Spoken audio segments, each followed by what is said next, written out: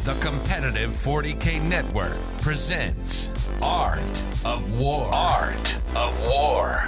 Strategy and tactics. Discussions with the best players on the planet. Now your host, Nick Nanavati. Hey everybody, welcome back to another episode of the Art of War 40K podcast. I'm your host, Nick Nanavati, and this week we are joined by a very special guest, Conan Jennings, who just recently came off his first ever super major win at Adepticon. Conan, how are you doing? Doing good today, Nick. Thanks for having me. Thanks for coming on the show. I think listeners are going to be very excited to hear about it. I mean, Adepticon is one of those hallmark classic Warhammer conventions. It's one of the oldest big Warhammer tournaments that exists. I myself have won it a couple times back in the day, but it's got a new feel to it. It's in a new building, a new city, new state even, and of course, a new victor. Conan, we're here to talk about you, your tournament experience, how you got into Warhammer, what your playstyle is, your army list, all of that good stuff. But then this is only the first half of our conversation because we're going to continue it over in part two. That's going to be for our patrons, our wonderful subscribers. That's where we're going to talk about your actual games, round by round by round through Adepticon, all 8 rounds of this marathon of a super major, and how you were actually able to win it with none other than the good old boys in blue, the Ultramarines. Mm-hmm. Awesome. I'm pretty excited. So let's just get right on into it. Tell me about yourself. How did you first get into Warhammer? So I got into Warhammer when I got run over by a car the year before, as I was going into high school. Oh my God, that's so traumatic. I know, right? It's really a funny coincidence. So basically just had a broken leg and I needed a hobby. And there was a game store near me, and I bought a box of Space Marines right after the Blood Angels 5th edition release. Sweet. And that was the start of the plastic addiction. I think we all suffer from a bit of that, so don't feel like you're in bad company here. But okay, you're a high schooler. You're just getting into Warhammer. There's obviously a long path between where you were and winning Adepticon. So try to highlight that a little bit for me. Like how was high school Conan getting Warhammer? So back then Warhammer was just like on and off hobby. I'd play games on Sundays with friends and stuff. And then that continued on and on until post college, when I just was like coming back, just graduated, wanted to play minis again because I hadn't had much time for it in schooling and all that. And I really got back into War Machine. I don't know if you were familiar with that game system. Yeah, I've actually played it a couple times back in the day also. Mm-hmm. So really got big into 3rd edition, was enjoying a lot of success with that. And then it had some interesting transitions as well under its former owner of Privateer Press. And at that time, Warhammer was going 9th to 10th. I'd been dabbling in 9th with my buddies, like Folger and I were playing, but even back in 9th together a lot.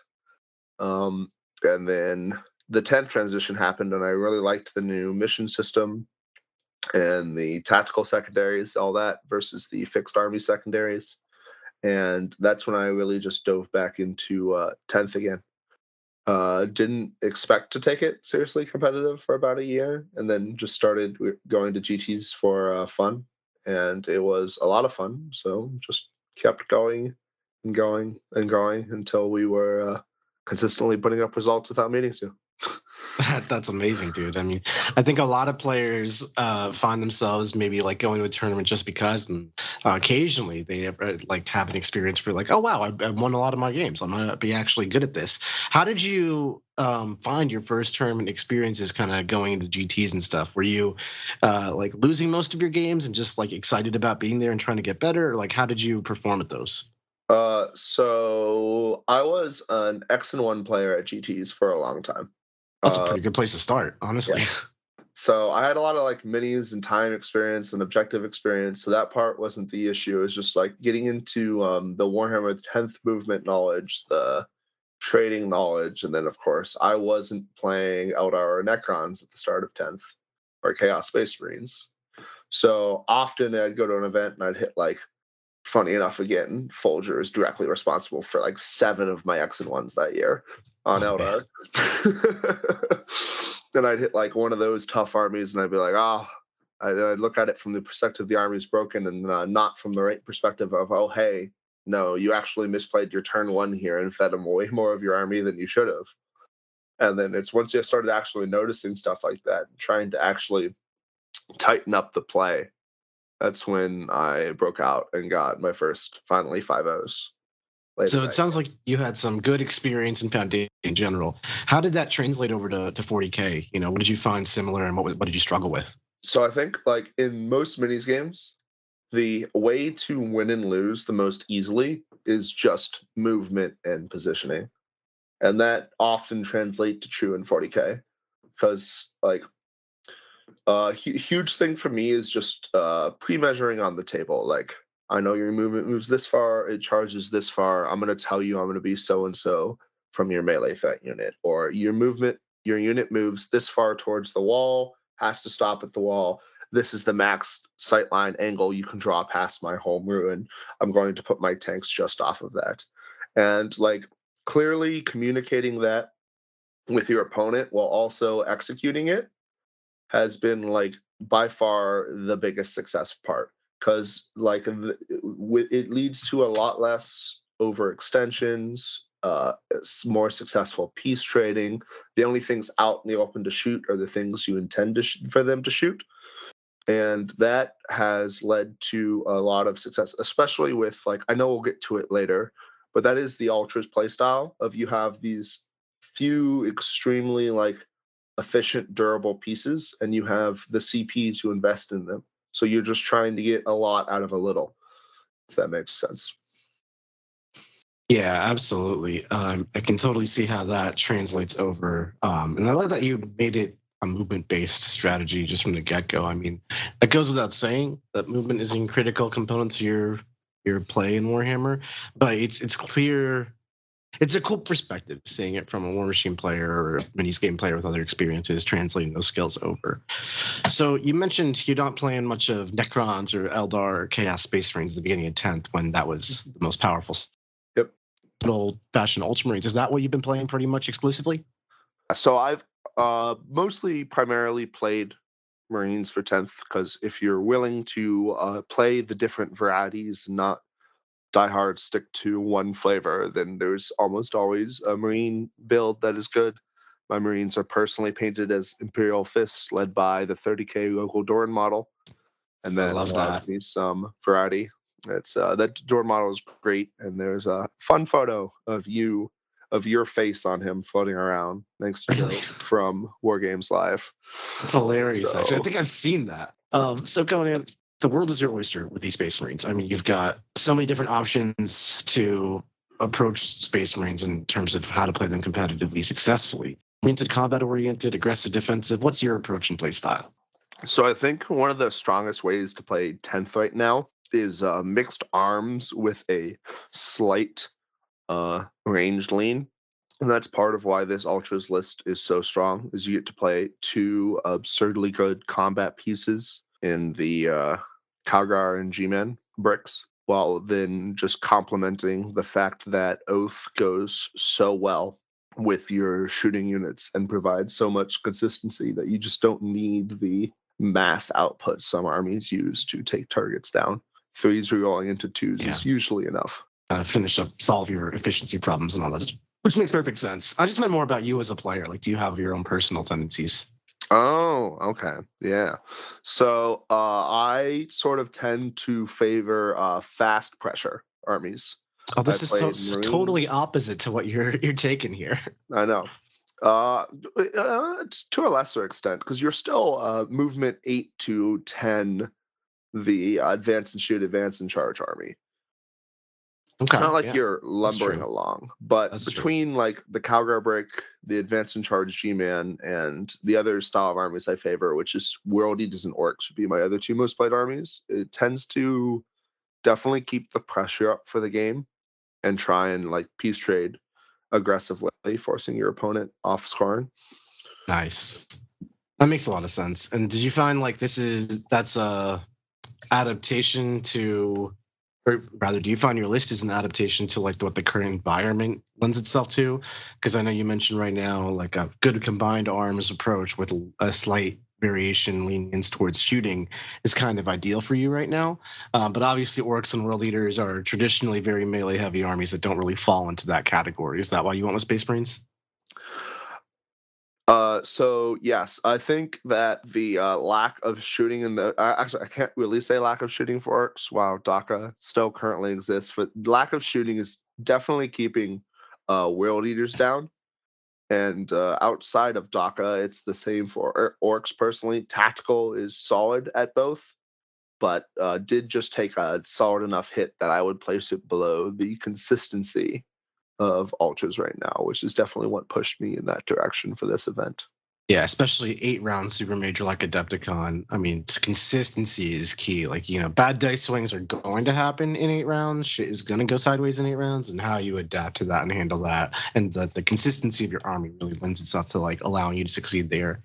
I'm really curious though. Orcs seem to be all the rage on the internet, all the hype. I mean, Mordaka is a codex or an attachment, I should say. Why not just bring the pain? Why not just shoot people with Mordaka? I will admit to being a meta chaser right now in that I am playing Mordaka at our team's event in 2 weeks, and it wasn't finished for Adepticon. Okay, so more like a physically. So the Mordaka choice was a physical limitation, and it would be hard to justify not playing that list right now.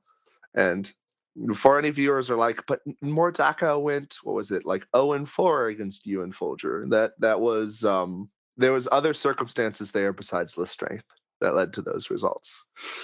Yeah, and we're going to cover all those games in detail in the next part of the podcast, of course, for our patrons. Do you think Mordaka is like objectively a stronger army than your Space Marines, or do you think that they can both hang with each other and it's really just about user pilot skill? So pilot skill is, of course, going to be the most important in top-tier matchups like that. I did play a game of Mordaka where, thanks to going first and applying pressure in the right spots, which we'll get to later, I was able to come out quite a bit ahead on. But it's also, there's 2 key units I look for in the Mordaka to make the matchup playable, and that is the Zogrod brick everyone is running and commandos. And if they have both of those, the matchup is going to be very, very hard. Because at the end of the day, the biggest weakness of mine and my list and a lot of against DACA is when they apply the jail pressure rather than the shooting pressure. So if I get jailed, it can just be, even if I'm like ahead on attrition and all that stuff, if I'm jailed and 20 points down on primary, I'm just not coming back from that deficit. And that's the hardest part of the army, personally, to come back from. Definitely. So layouts, deployments play a huge factor in that matchup. And then on the subject of layouts and deployments, how do you find your Space Marine army actually handles the different layouts and deployments? I know you mentioned it was very consistent. Do you think it kind of plays all the deployments and layouts evenly? So I don't think you have a terrible deployment and layout, especially when you consider like what would be used in a singles event. Like, you're probably not going to get stuck in layout 8 for an entire day. But in terms of, I'll use day 2 of Adepticon. Layout 3 is a not as common one, pretty out there one for a lot of players compared to what they would be used to of doing, say, 1-3 or 4/5, or 1-2 or 4/5 for a whole day. But this is where the Gladius part truly shines. Of you can afford to be like a few inches off what you think you need, and then just cover that by having access to army-wide do everything. And that is truly one of the strengths of playing Ultras Gladius right now, is that you just have the mobility on your entire army to make up for even if you get a little stuck in a corner. Yeah, that's definitely true. You have a lot of burst speed with your ability to flex into Assault Doctrine pretty much whenever you need to. So when we go ahead and break into your actual list a little bit, Conan, if you could just read it like top to bottom, and then we can go through all the different units you have in detail. Sounds good. We're going to start with my personal favorite model of the list, the Captain in Gravis armor with the Artificer armor enhancement. All right, what else we got? And then Lieutenant with Combi Weapon, Marnius Calgar, and Mr. G-Man himself round out our character list. jumping down into the rest of it, we are unfortunately battle line right. Really tried to fit a unit of intercessors, but just did not work in the strategy we were going for. End up with 3 Ballistus Dreadnoughts, because cheap 2-up armor save with solid shooting can't be argued with. Company Heroes to combine with Calgar and make the arguably most annoying unit in the game to deal with. A Gladiator Reaper, the target of our Ignore Cover +1 AP strat to absolutely shred infantry units. Infiltrator Squad, because the Demons matchup exists and needs to be respected. An Invader ATV as our only 60-point scoring option now. A Scout Squad, because playing the midfield pre-deployment infiltrator game is very important right now in the current meta. And then rounding that out is just 2 Vindicators, because they are still the best punch Space Marines can bring. Very nice. Pretty compact, well-rounded force. We've got triple Ballistus, double Vindicator. That's an incredible fire base. And then we've got your 2 combat bricks, like you mentioned, Marnie's Calgar with his company heroes, and of course Gilliman. And then a smattering of skirmishing pieces, right? 5 scouts, Invader ATV, just the combi weapon lieutenant units running around doing things like the infiltrators. Altogether, it comes out to a pretty balanced, maybe slightly shooting skewed force. What would you say your approach to strategy to the game is? So you are, at the end of the day, based around G-Man, a slight castle list.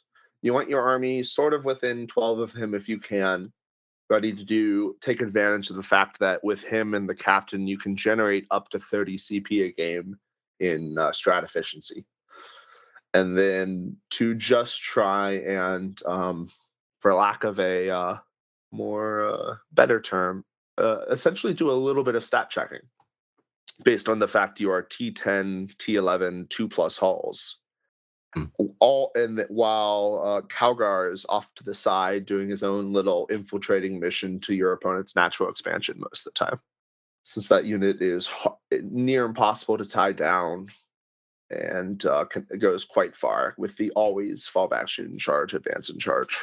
So that unit's attacking your opponent's side? Yes, that unit usually gets sent off. Almost nothing in the game answers it 1-for-1 efficiently due to just how company heroes and Calgar interact. And then what interaction is that? I know he gets feeling pain when he's leading the unit, but obviously they have to take the hit. So how does that help him out practically? So the most important interaction of the Calgar thing is that the his 2 Victrix Honor Guard are also part of him and not the bodyguard. So you have this very durable, surprisingly durable unit of always -1 to be wounded, 3-up saves, 4 wounds being relevant because there's a lot of damage 3 that just loses a ton of efficiency floating around. And then you also have the Victrix Honor Guard, which is the 2-up save, 4-up invuln that you can take wounds on before the bodyguard if you want. So with AOC, you're spreading the wounds around in whatever is like most efficient to you as possible. But the only thing you're always doing is making sure that 1 Victrix and Calgar are ideally always the last 2 models pulled. Because once you get through 16 wounds of -1 to be wounded company heroes, and then 3 wounds of 2-up, 4-up invuln, you start taking on Calgar. And since Calgar sees the non-bodyguard Victrix guard still alive, he's just like, oh, hey, I'm going to take a 4-up Feel No Pain against all this. So if you're doing, let's say, damage 3 attacks, you have to hand him at least 8+ saves before you even have a chance mathematically to kill him. And then we all know how 4-ups work, plus rerolls, and those spike one way or another. And it just gets... you end up having to overcommit way more than what you want to what is essentially a unit of 7 Space Marines. Yeah, no kidding. Okay, so it's an incredibly durable piece that you can use advance and charge on effectively to really rocket it up the table aggressively while your guns are all kind of central to shooting people. There's a lot of terrain in Warhammer, right? So like, how do you handle the fact that your army is more fast, right? And then there's walls. So like, how do you have this many points in guns and then shoot those walls? Yeah. So a key thing you have to realize is that it's going to be like very hard to ever realistically shoot your opponent's natural expansion on most layouts, unless you can get like a ballistas all the way to their natural expansion and they haven't move blocked it or something on the way. So you're really focusing on castling your natural getting a bunch of OC on there, and then maybe G-Man within 6, so you can boost it on a need-to basis and make sure you're scoring that as much as possible. And then you just say absolutely do everything in your power to pressure the middle. There are so many secondaries and stuff that involve the middle, and you do have a reactive move plus like the ability to put your many little skirmishing infantry pieces into the tactical doctrine for free, which with G-Man. So that makes your reactive move then automatically 6 inches on your opponent's turn. So you're trying to pressure the middle, be like, you have to come answer my units to score it, and then I'm going to try and like run away and trade between the lieutenant with combi weapon and the reactive move. And then once you have pressured that for a turn or two, you put like 8 to 10 OC of 2-up saves on there and be like, okay, it's time. What you have left has to deal with this. And that's just too much pressure for a lot of armies right now to respond to after they've already started peace trading their anti-tank units. Yeah. Makes a lot of sense. It sounds like your army has just got like the raw stat efficiency to annihilate some tough targets, like with the Ballistus and the Vindicators getting +1 to wound and reroll hits. And then you've got great melee countercharge from Goleman. You've got great offensive melee pressure and countercharge depending on the matchup from the Calgar brick. And then you've got some good skirmish running around from your other units. So you've kind of got it all. But if I had to pick the chink in your armor, I feel like it's your limited amount of skirmishing squads, right? Like Infiltrators, Scouts, and Invader ATV and the Combi Weapon Lieutenant are all great units, but they are also 4 in total, and they can't be everywhere all at once. And Warhammer is a messy game, so as things kind of happen and the battle goes underway, you lose your resources. And then things like Ballistas have to start cleansing and stuff. How do you find your army does with secondaries and, action economy and all that? So there's a reason I put up 0 100s the entire event. Even if I had like tailed opponent, it's like you said, at some point I had chosen to score like half a cleanse or did 2 containments, but like gave up some shooting somewhere. And that while you are often coming out in ahead on these trades and stuff, and then you're doing well on primary, you will just have to willingly understand that you can either skip secondaries or you use your deep CP reroll to be like, okay, I could score this 3-point secondary, or I could use that piece and just redraw it and then like get a kill or a 5-point like hold something secondary, and that's so much more efficient for the army.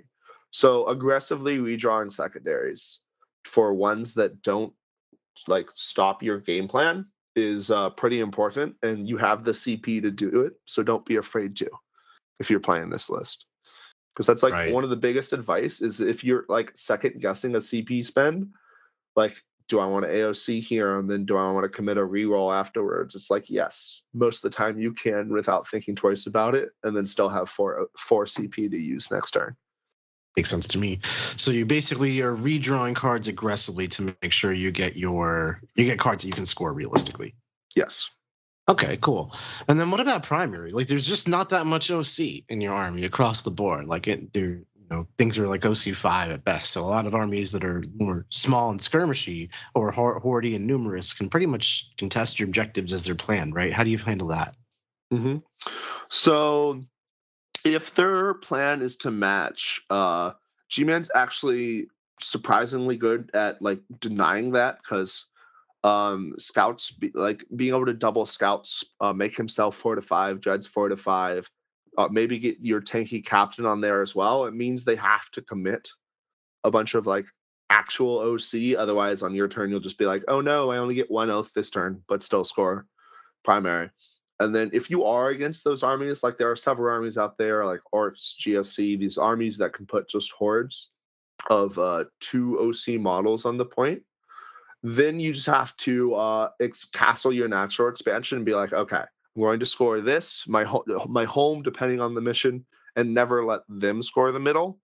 And then eventually when you do win that trade, like you kill 2 or 3 turns on the middle, and then you get like a Dreadnought or 2 on there, or G-Man and a Dreadnought on there, then you will eventually start outscoring. So you only really need to win by like 10 on primary to be comfortable. You're not trying to smash them on that. You're not a Yunari list who gets to react at the end and all that stuff. You have to accept that, like, if just clearing the middle is enough and you don't put anything on score next turn, that's fine. You're still furthering this list game plan of dominating the middle of the board with peace trading, because you're usually going up on that. And then if you're going second, then because spoil a little bit for later, it's my old thing. There's a game against World Eaters on War Games Live, would have been round 7. You watch me literally back my entire army up to where it can't even walk onto the objective the next turn with most of it. But I know that at a bottom of turn, and I know that I will eventually score that 15, and that will be enough to finally close the gap once I don't lose all my bottles. So it's just really got to keep your army alive long enough to score, rather than dominate it with your presence immediately. Absolutely. Makes a lot of sense there. So it's basically, like you said, you're kind of focusing on killing your opponent. Like, you have 100 points, your opponent has like way less points than that. How are you manufacturing the go turn, if you will? Like in Warhammer, you kind of send your army all together, or how are you initiating those trades in the early game and then getting your go turn going later on? So when you do your go turn in a piece like this, you do want to just be like, okay, here's all my vehicles. Because it's when you be like, okay, you can have one ballistas a turn, and if your opponent has anti-tank and they get to focus it all, that's when you run into the actual trouble of them keeping that safe and focusing down your models. So if you have to you want to deal with the unit on your side, this dread's going to advance and shoot over there. Look to see if, like, okay, I'm calling this. Can I like put 2 dreads on the other side and get, like, they may not kill everything over there, but if I can get like some shooting value, and then he has to choose where to put his anti-tank on the next turn, then suddenly it's worth to fully commit. And so you have to trade while not feeding them one at a time back, if that makes sense. So if you can find the beautiful thing about ballistas and how they're so single target focused a lot of the time, is they can find that edge line of they hair peak with their base or their last cannon to the enemy tank, and then the enemy gets to like hair peak back. But because you're 12 runes of 2 up, you're winning the hair peak trade against almost every tank in the game. So it is the thing of just like literally just toss an ATV or scouts out there until you're ready to go, and then throw yourself out at them. And then trust in your CP, your stats, your AOC, your rerolls to statistically keep you alive more often than not. And that's a little bit of a, Jesus take the wheel approach to Warhammer. Do you think that is a risky approach, or is it just like so stacked in your favor mathematically that you're welcoming that? There are very few armies that just efficiently answer that. And while it sounds Jesus-y take the wheel, as you said, the math actually so much favors you into most things that unless you just like roll up and lose the game on dice, as can happen in Warhammer, you should just be like even slightly below average. You're not losing these models just due to the stats, the rerolls, and the thing. Aggressively use your CP to keep them alive, and it will be rewarded. Makes sense. If you are listening to this, it probably means you play Warhammer 40k. And if you're playing Warhammer, you know you need a lot of dice. Baron of Dice is where we get our dice from. They produce amazing different kinds of dice. We just recently got all kinds of different faction dice shipped to us, which we use on our stream games. But not only do they look really cool, but they're highly customizable. You can get different symbols, corners that are square, corners that are round, different shapes and sizes, different sided dice. It's all the rage. And they're customizable in color and design as well. They are so cool looking. Not only that, but they feel great to roll in your hands. I've never held dice that roll and feel this good. Not only that, but they are scientifically perfectly balanced. There are tons of case studies on people rolling thousands of dice and recording all the results that they get. And sometimes you might get a die that rolls just a few too many ones. We've all had to throw it out before. These dice are not like that. They are perfectly balanced to a T, thousands of rolls, perfect distribution. If you want to take your Warhammer game seriously and make sure the dice are not screwing you over, get some Baron of Dice dice. And that's also to your point, you have like all of this CP that you can do pretty much whatever at. Usually I ask people about their command point management around this point in the podcast, but with you, I feel like, there is no management. You can kind of just do whatever. Could you walk us through exactly how your CP combos work and like what you typically spend your CP on? Yeah, sounds good. So basically, almost every turn, G-Man's choosing -1 CP within 12 as one of his 2 auras. That one's usually more important than even double oath. So I will not go double oath when I want the +1 OC and reroll leadership in effect on my guy. So you have that. You have the Gravis captains once per round, which is usually a reroll of a charge, a heroic, or a 4-up invuln reroll. So you get 5 of that. You get G-Man is once per turn, not round. So you get the lovely 10 from that if you go first, 9 going second, because remember, he doesn't activate till your command phase. And then Calgar is a 2 CP generation on top of his other things. So there's your guaranteed 15 from turns. And that just ends up being on your turn. You're almost always want to find a use for G-Man on your turn, whether that just be like, oh, hey, you rolled a 1 or 2 on your last cannon. Might as well, you're not going to spend the CP anywhere else. Might as well just toss a reroll there. Or like, you're not going to be shooting this turn. Make sure something's an irrelevant doctrine in case it needs a reactive move or something. And then it goes counter on your opponent's turn. This army overwatches more than any army I have ever played ever. You have a Reaper, which just always overwatches infantry solidly. You're going to get your sustains. You're just going to bury them under number of shots, oathed or not, and will just wipe out most of these 5-man skirmishy squads. Very, very good against things like Eldar, who are T3 frail models. And then on the reverse hand, you have the Ballistas. While they might not have as many efficient shots, their reroll on units not below half strength works in every phase, every time.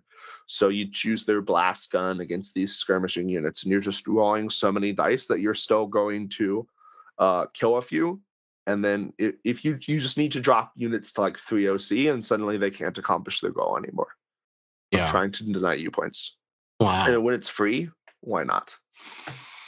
Like raw efficiency all over the place, like seeping out of your list, the Overwatches, the Reaper, all of it. So talk to me about things that could potentially outshoot you, right? I'm thinking like Tau or Astra Militarum with a bunch of Rogaldorns, like these armies that just like shoot back, or maybe not only just armies that shoot back and like you should be able to get them. Like sometimes in Warhammer, your ballistas rolls, as if you're concerned in like this like shootout, right? And like the first person to get shot is probably going to be at a big disadvantage. How do you handle those situations? So the thing to be afraid of in shootouts isn't like the big things, because you're a double oath army. You have lieutenant on usually the middle objective. Sometimes they're natural expansion. You're not really scared of like the big shootout units when you're playing Marines. You have 2 Ultramarine oaths, so you get your full rerolls. You're wounding 90% of things on 2s, sometimes rerolling 1s because your lieutenant's choosing the middle objective or their natural expansion. And you're just so efficient into those targets because you add your like +1 AP, ignore cover into a target that you're just blowing them out. It is the efficient skirmishing stuff that you actually need to kind of respect. Things like fire dragons or little other small ignore cover melta things, because you are 2-up save, no invuln at the end of the day. If they can force you to those 5 and 6-ups by ignoring cover and you maybe not being able to AOC everywhere, those are the things that will try and trade you down. Since you are a like limited amount of pieces, as you had said earlier, the list just isn't that wide. So you do need things physically around to score. If I had to choose the scariest things, it would be like Eldar, GSC carts, funny enough, because they'll lob their little +1 AP on whatever they need, and then bring in some las cannons on whatever angle most benefits you, and like you get saves. But those are, when it's so few things, it just gets really scary and spiky. Yeah, for sure. That you have to get around. It's the Tau and the Guard, funny enough, are like while they're scary, big, scary shooting armies, the fact they have to just walk up the board and shoot the same angles you have, you feel so much more comfortable about those with Oath and the cover. Yeah. Makes a lot of sense. I'm excited to talk to you about your actual games played. I mean, you played, I'm sure, against some shooting armies at Adepticon, and of course, you played orcs as well. So we're going to hear all about that. I'm really excited to continue this conversation over with our patrons in part 2, Conan. I got one more question before we head off, though. If you had a single piece of advice you can give to an aspiring competitive Warhammer player, what would it be? If I had to think about the thing that most like pushed me over the edge when in like upping my competitive Warhammer, it would be when I really tried to up my communication with my opponent. Like when I'm talking, I talk aloud, like through my plans for the turn. It's not like it's going to be very secret in a few minutes when I go and move and shoot those things anyway. And then when I'm moving things, I'm like, I want to be off this sight line. I want to see that. And then my opponent will pull the laser and they'll be like, you can't. I'm like, great, let's bump this model a little so that we're all on the same page. And when I go to my shooting phase, there's no, wait, what do you mean you can see this model? You clearly can't. If you're clear with them about like your intent for the entire time, and then when you start doing it, a lot of opponents will start doing it back. It leads to a very nice and like cooperative competitive experience. And that just makes the game so much cleaner and more fun on both ends. Absolutely, dude. Thank you so much for coming on the show, Conan. It's been an absolute pleasure talking to you. And congratulations again on your first place at Adepticon. Yeah, thanks again, Nick. You're very welcome. I'm super excited because we get to keep having this conversation over for our patrons at patreon.com/AOW40K. You can join listeners for $5 a month. That gets you access to this part 2 of our conversation, where we're going to break down all of Conan's actual games and how he played them, along with 280 other episodes worth of content. So, that's a lot. And of course, you'll get access to our Discord server where you can ask me direct Art of War coaches. Literally doesn't get better value than that, folks. So thank you so much for staying with us and listening week in, week out. We can't do the show without you. Until then, we'll see you over in our Patreon. Like what you just listened to? Check out Art of War Down Under and Art of War Unbroken on the competitive 40K network. theartofwar40k.com.